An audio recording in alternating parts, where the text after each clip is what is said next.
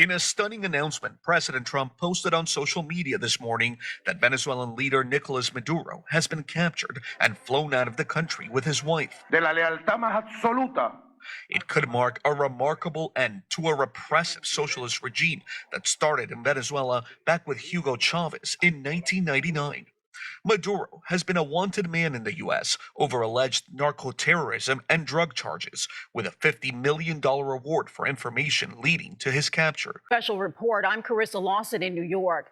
The United States just attacked Venezuela's capital, hitting military facilities in the country. President Trump ordered this operation. There were multiple explosions in Caracas starting at around 2 a.m. local time. You can see the video here coming in. It shows low-flying aircraft in the city. This is the first U.S. military attack within the country. Under the cover of darkness, the skies over northern Venezuela lit up with intense explosions and bright flares. Eyewitness videos captured massive secondary detonations near Higuerote Airport in Miranda State, reportedly from U.S. airstrikes striking military targets, including possible air defense systems and ammunition stockpiles that appeared to ignite in chain reactions. Reports quickly emerged of more than 20 coordinated attacks across the region, from Caracas to key ports and bases, plunging parts of the capital into darkness and chaos. In a stunning development, President Trump announced that elite Delta Force operators had captured Nicolás Maduro and his wife and flew them out of the country. Is that him coming down the steps? It's really tough to tell because it's so dark. I think this is going to be it right now. We'll watch the pictures. This is Stewart Airport, just north of New York City. There's an Air National Guard base there, as well as it looks like a picture.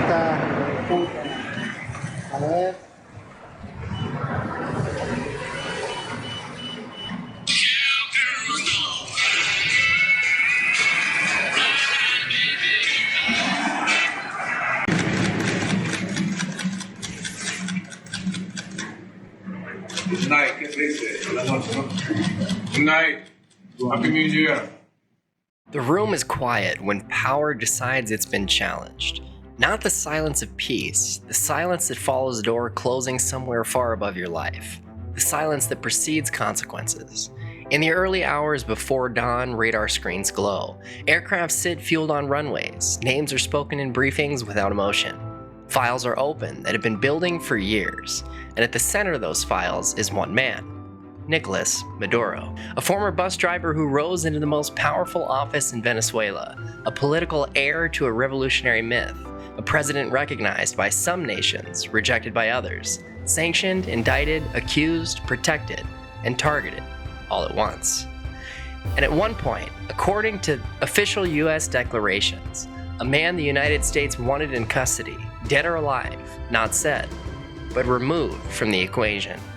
This is not a story about a single leader. It is a story about how power chooses who's legitimate, who is criminal, and who becomes a problem to be solved from the air.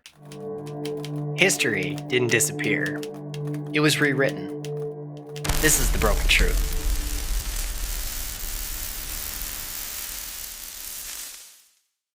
Welcome to the architecture of confrontation. Welcome to the long shadow behind Venezuela. Welcome to the Broken Truth Podcast. I'm your host, Garrett. Tonight, we trace who Nicolás Maduro really is, where he came from, how he rose, and why the most powerful military on earth authorized actions that push the world to the edge of open conflict. Because when airstrikes are authorized, it is never just about one man. It is about systems colliding. Before Nicolás Maduro became a global headline, before sanctions froze assets and indictments named him directly, he lived an ordinary life, shaped by class, labor, and resentment. He was born in Caracas in 1962, not into wealth, not into military pedigree, not into the elite families that historically ruled Venezuela. His early years unfolded in neighborhoods defined by instability and survival. He worked as a bus driver for the Caracas metro system. He organized labor. He learned how power feels from the bottom, not from books, but from friction. That matters.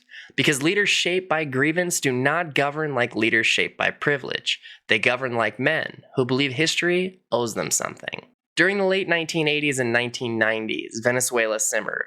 Oil wealth existed, but it did not trickle. Political corruption was open and normalized. The two-party system rotated power without changing outcomes. In 1989, The Caracazo riots exploded after economic austerity measures triggered mass unrest.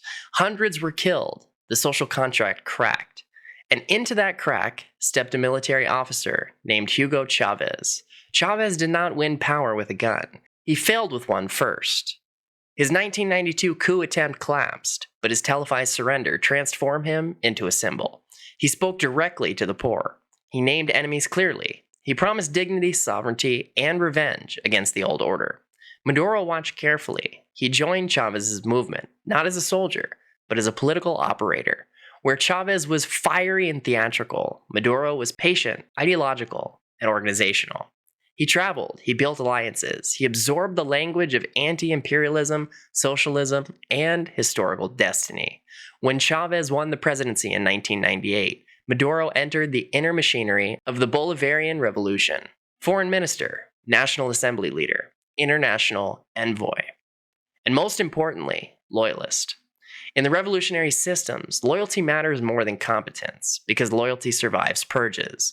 By the time Chávez's health began to fail, the question was no longer if succession would happen, but who would control the legacy. Chávez chose Maduro, not through an election, through an anointment. In December 2012, Chávez appeared on television, visibly ill, and told the nation that if he could not continue, Nicolás Maduro was his chosen successor. It was a moment heavy with symbolism and inevitability. When Chávez died in March 2013, the revolution needed continuity more than democracy. Maduro won the subsequent election by a razor-thin margin. Allegations of irregularities followed immediately. Protests erupted. International observers raised concerns. But the machinery moved forward anyway. Power had changed hands, and almost immediately, the system began to fracture. Oil prices collapsed. Mismanagement compounded. Inflation spiraled into hyperinflation.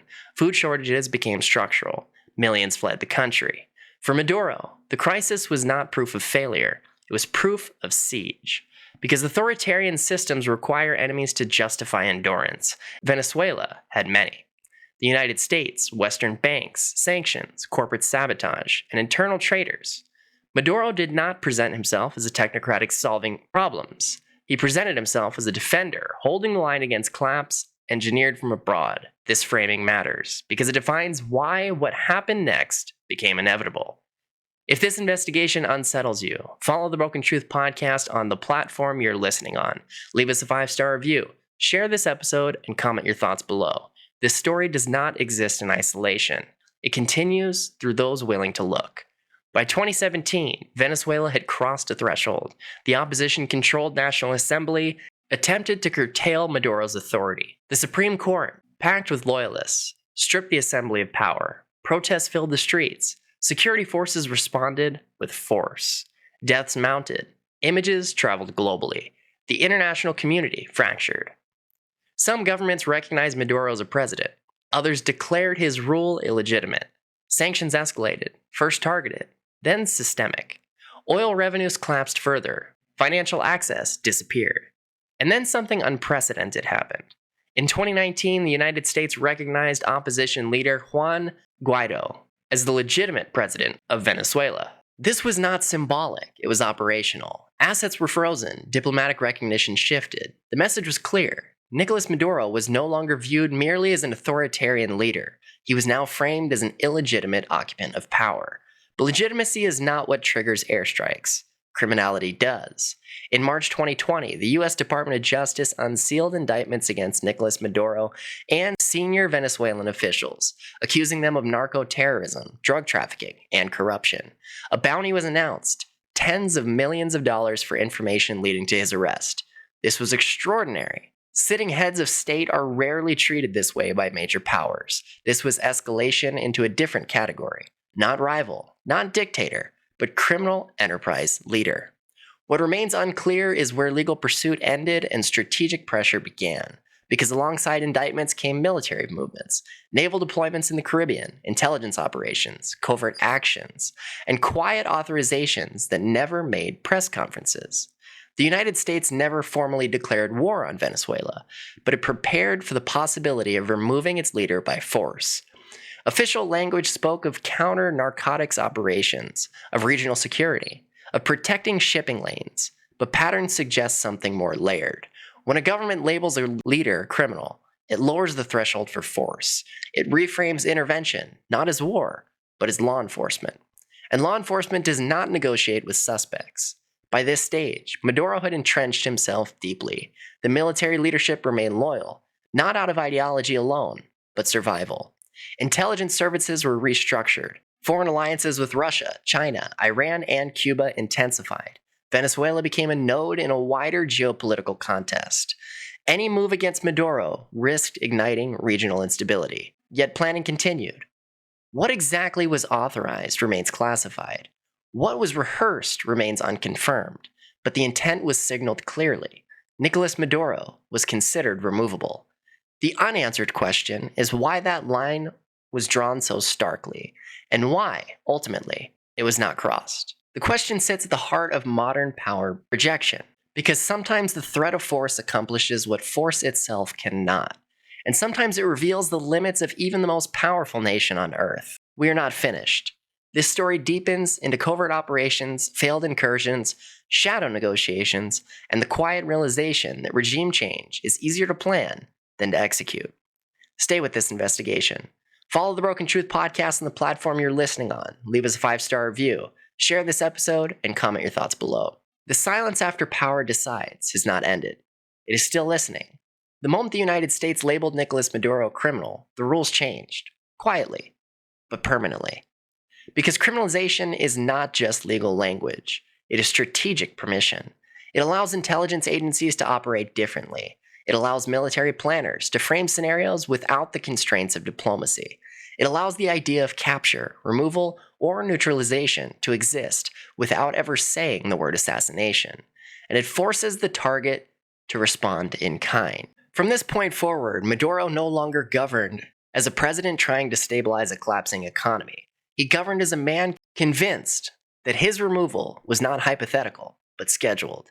The state became paranoid, and paranoia became policy. Inside Venezuela, power consolidated rapidly. Opposition figures were arrested or driven into exile. Media outlets were silenced or absorbed. Courts ceased to function as independent institutions. Elections continued, but their outcomes were no longer in question. This was not ideological socialism anymore. It was regime preservation. To understand why the United States escalated so aggressively, you have to step outside Venezuela and look at the broader architecture. Venezuela sits atop the largest proven oil reserves on Earth. For decades, that oil flowed primarily through US-aligned markets.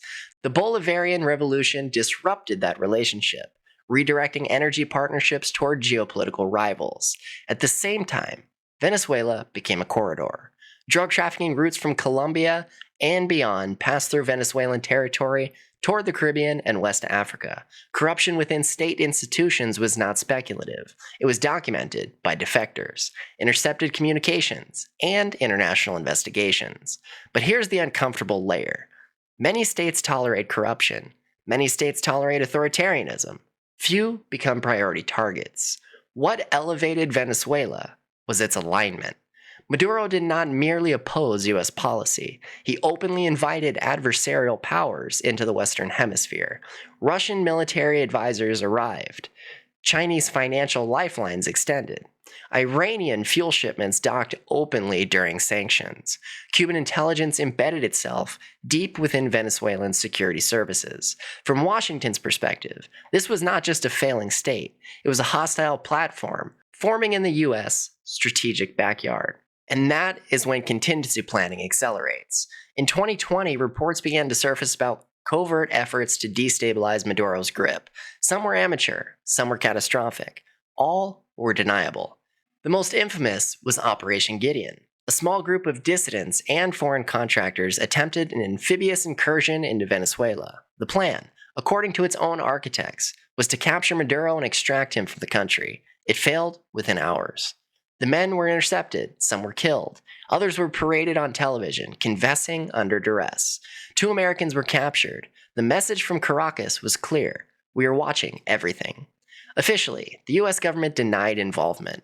Unofficially, the incident revealed something far more important, that the idea of removing Maduro had migrated beyond think tanks and into action, even if incompetently. Maduro seized the moment. He framed the failure as proof of constant foreign aggression. He tightened security further. He purged remaining dissent within the military. He expanded intelligence cooperation with foreign allies. And he survived.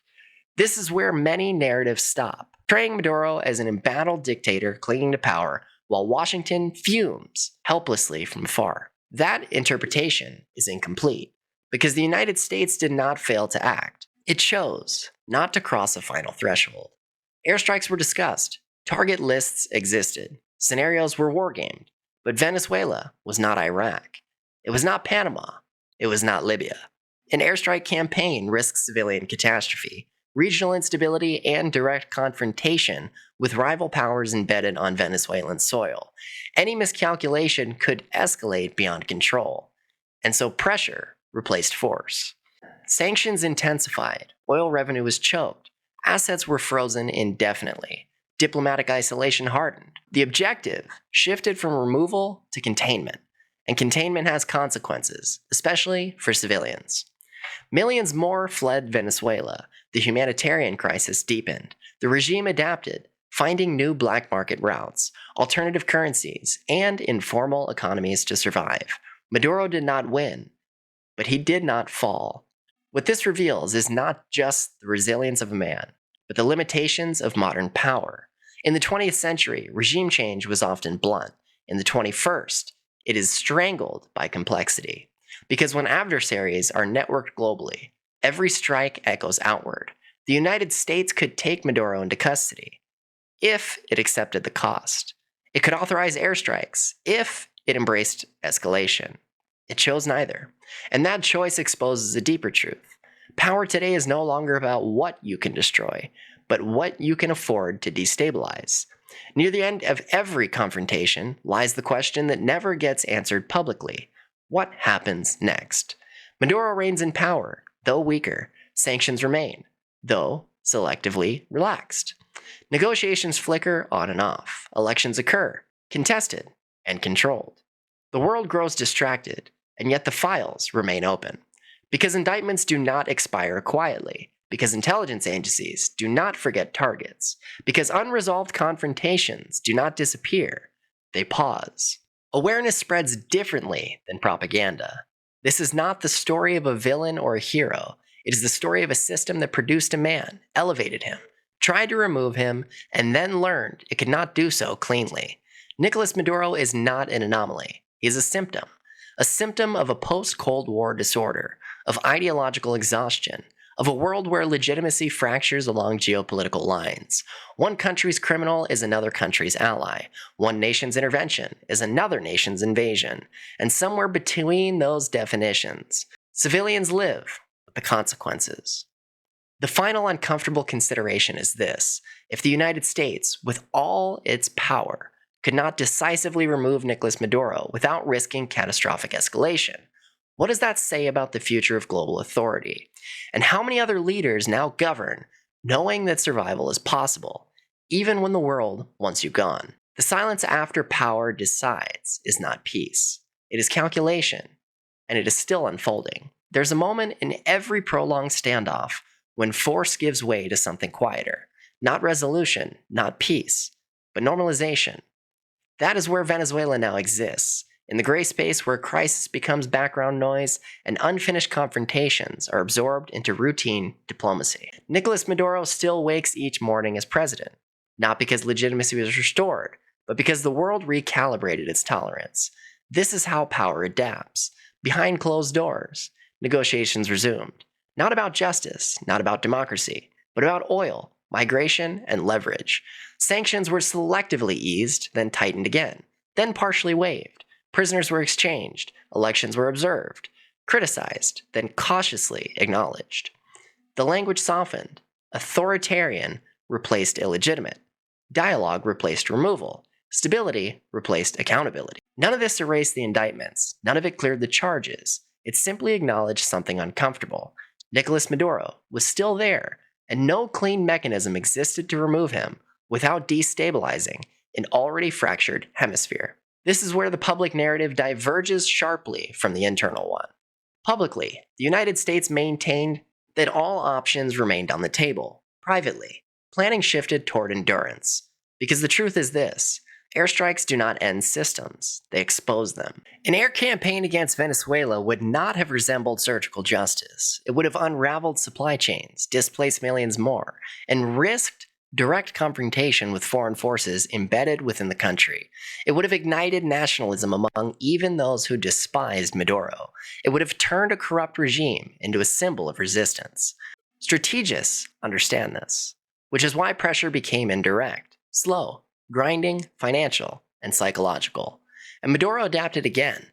He leaned into survival economics. Informal markets flourished. Cryptocurrency mining farms appeared under state protection. Gold flowed out through opaque channels. Fuel shortages were solved not through reform, but through clandestine supply routes. The state shrank, but the regime hardened. At the same time, Maduro refined his role internationally. He positioned himself not as a revolutionary firebrand, but as a necessary interlocutor, a gatekeeper of oil during global shortages, a buffer against uncontrolled migration, a stable authoritarian rather than a collapsing vacuum. This was not charisma, it was endurance.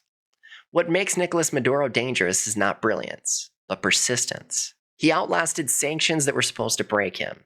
He survived coup rumors, foreign-backed challenges, and open criminal charges. He learned that time favors those willing to absorb suffering, especially when that suffering is not personally felt. And this forces a final reckoning with the original question: why did the United States get involved so deeply? Not because Maduro was uniquely evil, but because Venezuela alone suffered. Not because Venezuela alone suffered, but because his existence intersected too many red lines at once. Energy control, drug routes, foreign military presence, ideological defiance in a region historically dominated by US influence. Maduro became a convergence point, where criminal allegations, geopolitical rivalry, and symbolic defiance merged into a single target. And yet, he remains, which exposes the most uncomfortable truth of all. Modern power can name enemies. It can isolate them. It can punish them. But removing them cleanly, decisively, without blowback, is becoming increasingly rare. Sorry to interrupt your regularly scheduled podcast, but this episode is brought to you by the Broken Truth merch. Support the show. Wear the truth. Official Broken Truth podcast merch is live now. Links in the description. And since you've made it this far in the episode, comment hashtag Broken Truth and leave us a 5-star review on your favorite platform. Because when you speak up, the algorithm listens. And so does the world. The era of swift regime change is ending. What replaces it is messier, slower, and morally ambiguous. And in that world, men like Nicolás Maduro do not need to win. They only need to survive. The final silence is not the sound of justice delayed. It is the sound of systems learning their limits. Follow the Broken Truth podcast on the platform you're listening on. Leave us a 5-star review. Share this episode and comment your thoughts below. Because the stories that matter most are the ones still unfolding, quietly, behind closed doors, while the world looks elsewhere. And somewhere in that silence, power is still deciding what it can afford to do next. The most dangerous moment in any confrontation is not when force is used. It is when force is justified, because justification transforms intention into doctrine. By the time Nicolás Maduro was indicted by the United States, the moral groundwork had already been laid years earlier. The language had shifted quietly, from political disagreement to illegitimacy, to criminality. Each step narrowed the space for compromise, and widened the space for coercion. This is where part 2 begins, not with a man, but with a system that decided he was no longer a political problem, but a law enforcement target with geopolitical consequences. In March 2020, the U.S. Department of Justice unsealed charges accusing Nicolás Maduro and senior Venezuelan officials of narco-terrorism, drug trafficking, and corruption. The accusations were sweeping. They allege coordination with armed groups, the weaponization of narcotic flows, and the use of state power to position foreign populations. A bounty was attached. This detail matters. Because bounties are not symbolic, they are behavioral signals. They tell intelligence networks, foreign services, informants, and defectors that cooperation is rewarded, and silence is not neutral. Historically, this tactic has been reserved for insurgent leaders, cartel heads, and non-state actors. Maduro was now framed as all three. Officially, the three charges rested on testimony from defectors, intercepted communications, and long-running investigations into regional trafficking networks. Unofficially, the timing raised immediate questions. Why now? Why during a moment of peak vulnerability, global distraction, and economic freefall?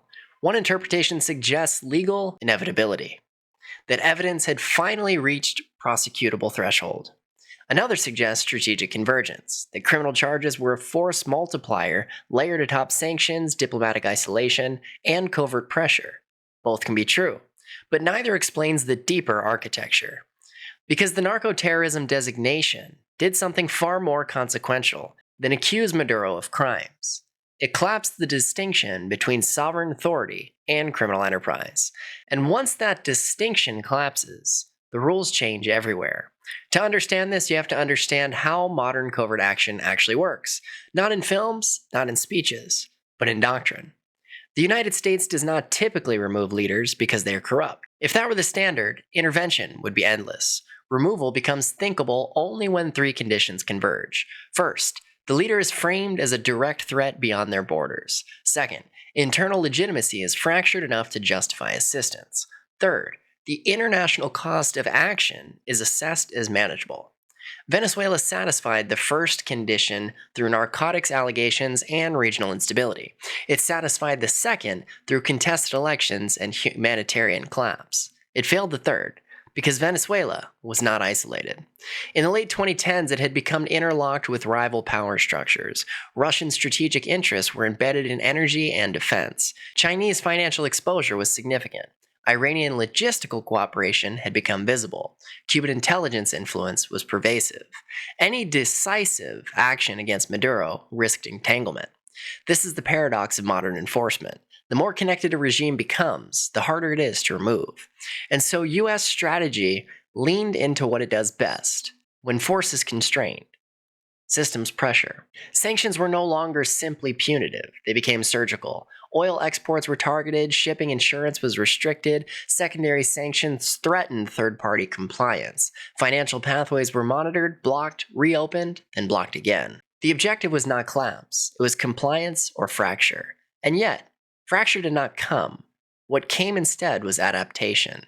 Inside Venezuela, the regime reorganized around survival economics. The formal state shrank. The informal state expanded. Gold mining intensified in remote regions under military oversight. Cryptocurrency operations were quietly tolerated and in some cases protected. Fuel distribution became an instrument of loyalty. Smuggling networks evolved into parallel supply chains. This was not governance, it was endurance engineering. And endurance is easier when pain is externalized. Sanctions did not fall on the elite first. They fell on the population. Medicine shortages, food scarcity, currency collapse, migration waves that reshaped neighboring countries. International pressure mounted, not against Maduro, but against the situation. Suddenly, the conversation shifted. How long could this continue? Who was responsible for civilian suffering? At what point does pressure become cruelty? This is where sanctions reveal their moral ambiguity. They are designed to weaken regimes, but regimes often survive by letting populations absorb the shock. Maduro understood this calculus. He did not need prosperity. He needed endurance longer than his adversary's attention span. And he was right. Meanwhile, in Washington, something else was happening. The doctrine of regime change was being quietly reassessed. Iraq, Libya, Afghanistan. Each intervention had begun with moral certainty and ended with strategic exhaustion. Each had produced instability that outlived the justification. Venezuela loomed as another potential entry on that list, with even higher regional risk. And so the most aggressive tools remained unused. Airstrikes were modeled, but never authorized publicly. Capture scenarios were evaluated, but never greenlit officially. Covert operations flickered, but none reached critical mass. Instead, the pressure plateaued. This is not failure. It is restraint born of experience. Because modern power has learned something uncomfortable. Removing a leader does not remove the system that produced them. And sometimes, the system that follows is worse. This brings us to the most misrepresented aspect of the Maduro story. The idea that the United States could have removed him easily, but chose not to. That belief misunderstands both capability and consequence. Yes, the United States possesses overwhelming military superiority, but superiority does not equal control. Air dominance does not translate into political legitimacy. Precision strikes do not rebuild states. Every opinion carried cascading risk. Civilian casualties would have hardened nationalist resistance. Foreign military advisors could have triggered escalation. Migration flows would have surged exponentially. Regional governments would have been destabilized. The price of action exceeded the price of endurance, and so a quiet recalibration occurred. Maduro shifted from a target to a problem to be managed. This is the graveyard of revolutionary rhetoric, where grand moral claims dissolve into transactional diplomacy. By the early 2020s, negotiations resumed, indirectly at first, then openly. Prisoners were exchanged, electoral frameworks were discussed, sanctions relief was dangled conditionally. The language softened again, not because Maduro was redeemed, but because reality intervened.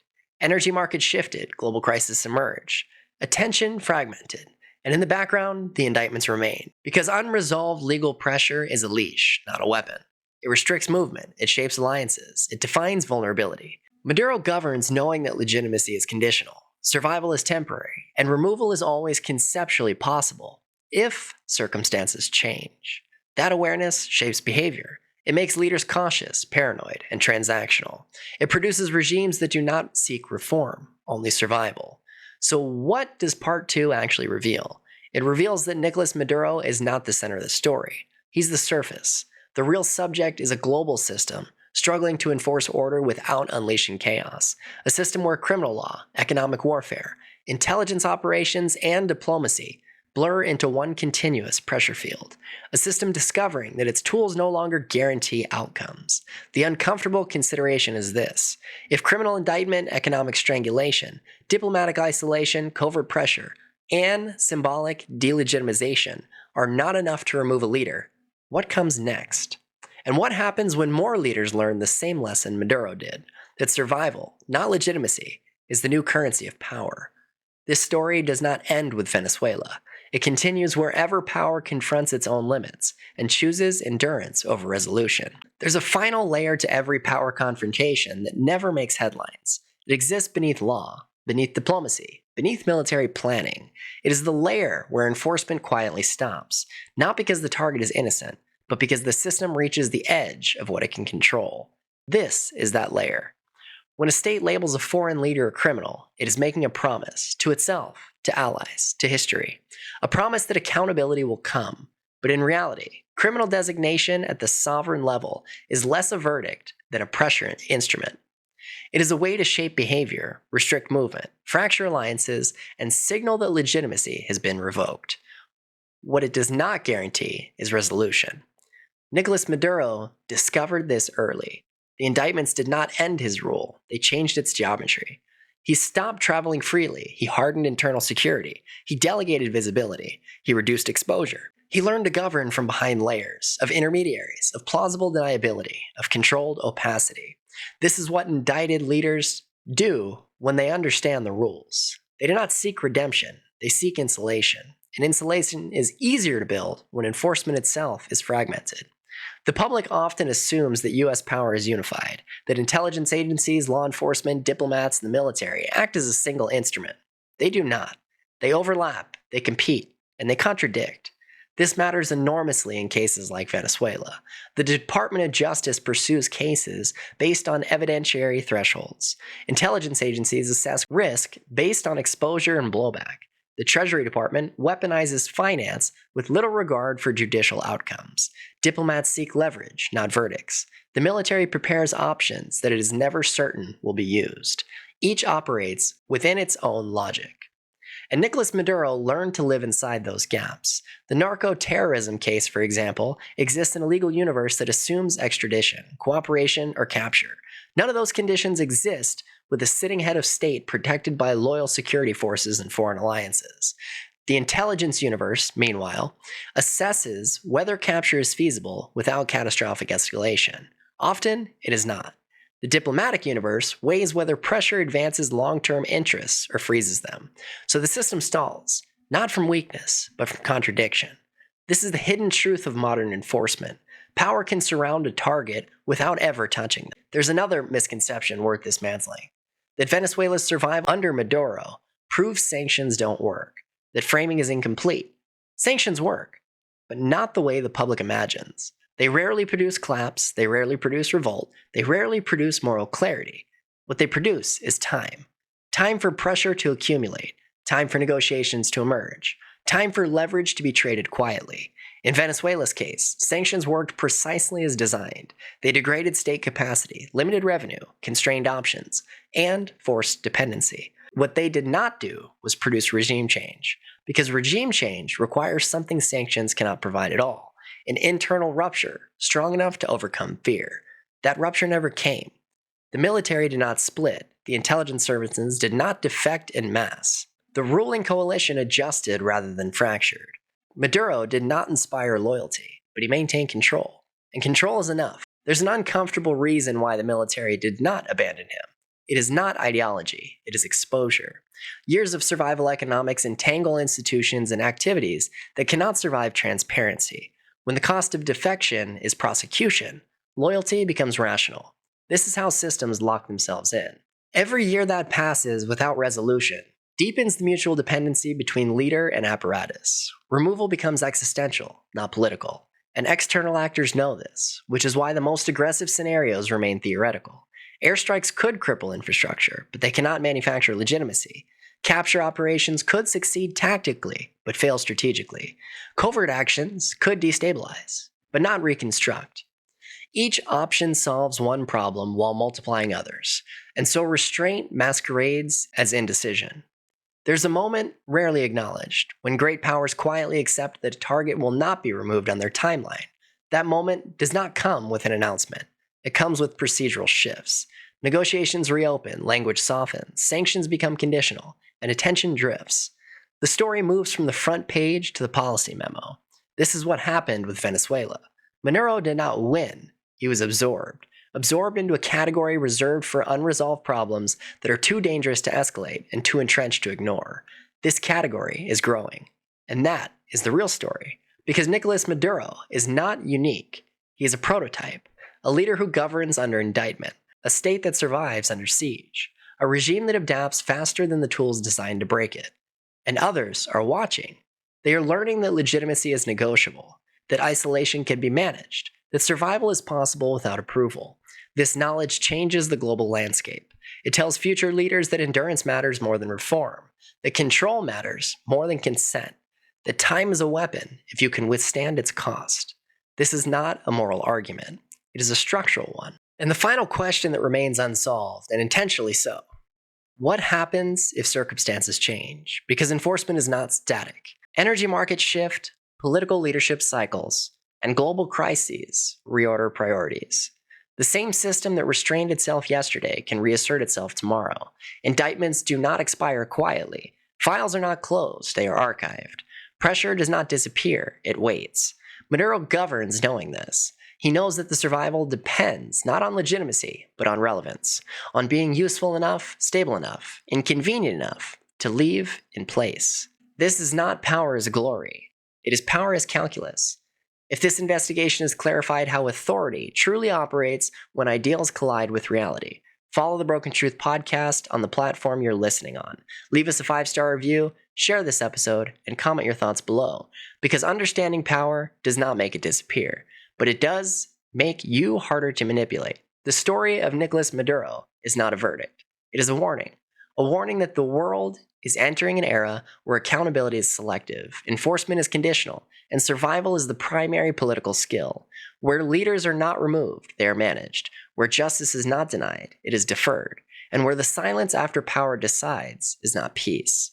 It is a sound of limits being recognized. The silence is spreading, and it is not finished speaking. And now we'll move on to the final official timeline of events for the capture of Maduro and the airstrikes in Venezuela. Before the 2026 operation, throughout 2025, escalation of U.S. pressure on Venezuela. The U.S. government publicly designated elements of the Venezuelan state as involved in narco-terrorism and drug trafficking. Rewards were offered for Maduro's capture. The bounty was increased to $50 million, according to CBS News. A U.S. military buildup occurred in the Caribbean, including deployment of warships, for example, the USS Gerald R. Ford, and fighter aircraft. Again, according to CBS News, the U.S. conducted a series of strikes on maritime drug trafficking targets in the Caribbean, according to The Independent. U.S. officials publicly framed these actions with a broader campaign, sometimes described as Operation Southern Spear, aimed at a counter-drug and destabilizing narco-terror elements, though critics called it a cover for broader military pressure, according to the Council on Foreign Relations. January 3rd, 2026, the official strike and the capture. At 0200 hours Venezuelan time, the U.S. launched a series of coordinated airstrikes across northern Venezuela, focusing on disabling air defenses and military capability around Caracas. These airstrikes involved more than 150 aircraft, including bombers, fighters, surveillance planes, and drones, according to Air and Space Forces magazine. At 0100 hours local time, Special Operations helicopters flew into Caracas with elite ground forces to seize Nicolás Maduro and his wife, Celia Flores, according to Air and Space Forces magazine. By 0329 hours, Maduro and Flores were reportedly aboard the U.S. amphibious assault ship USS Iwo Jima and en route out of Venezuelan territory, according to Air and Space Forces magazine. At 0425 hours, U.S. President Donald Trump publicly announced the capture and extraction following the military strikes. On the afternoon of January 3rd, Maduro and Flores arrived in the U.S. Stewart Air National Guard Base in New York to face federal charges. Here's the operation name and involved forces. The mission has been referred to in official briefs as Operation Absolute Resolve. Primary U.S. forces involved: the U.S. Army Delta Force Special Operations Capture Force, the 160th Special Operations Aviation Regiment, helicopter support for the raid. U.S. Air Force supported airstrikes and aerial reconnaissance. The U.S. Navy provided ship-based assets, including the USS Iwo Jima, which transported Maduro post-capture. The U.S. Marine Corps participated in strike and security components. The Federal Bureau of Investigation and Hostage Rescue Team reportedly integrated for arrest and legal processing. Supporting U.S. agencies, the CIA, NSA, and National Geospatial Intelligence Agency, intelligence, surveillance, and mission planning support. Here's the outcome in the aftermath. Maduro and Celia Flores were captured by U.S. forces and flown to New York to face charges including narco-terrorism and drug trafficking conspiracy. The casualties: at least 2 U.S. soldiers were injured during the operation. Venezuelan military and civilian casualties were reported, with estimates varying. The political impact: Venezuela's vice president and Maduro loyalists demanded proof of life and rejected the legitimacy of the action. International condemnation came from multiple countries, citing sovereignty violation and international law. Venezuelan opposition leaders celebrated the capture and urged transition toward democratic governance. So this leads to quite the open-ended question that is intended to encourage thought. If we, as a country, can go and capture someone else on indicted charges in a different country, why is it that here in the United States, our own political leaders who have also been indicted, various individuals on various charges, are not taken down in a similar fashion? Not with military involvement, but with justice. It begs the question that we have the topic that was brought up recently by Nick Shirley, who exposed hundreds of millions, if not potentially $billions of fraud here in the United States. Now, on many levels, this is being addressed, which is appropriate. But to what extent does this go? So, once again, if you enjoyed this episode, please share it with someone. There's a lot of wild things going on in this country, and it's important to know what's going on so we know how to proceed moving forward. Leave us a 5-star review, drop your comments below, and until next time, stay awake, stay aware, and stay questioning the narrative. In a world built on hidden histories and half-truths, we've only just begun to peel back the layers. Because what you've heard tonight was never meant to be known. But you were meant to find it. If you're ready to go deeper, leave us a review, comment your thoughts, share this episode, and step inside the archives. Join the inner circle, where the real evidence is kept. This is the broken truth, because the truth isn't whole it's broken.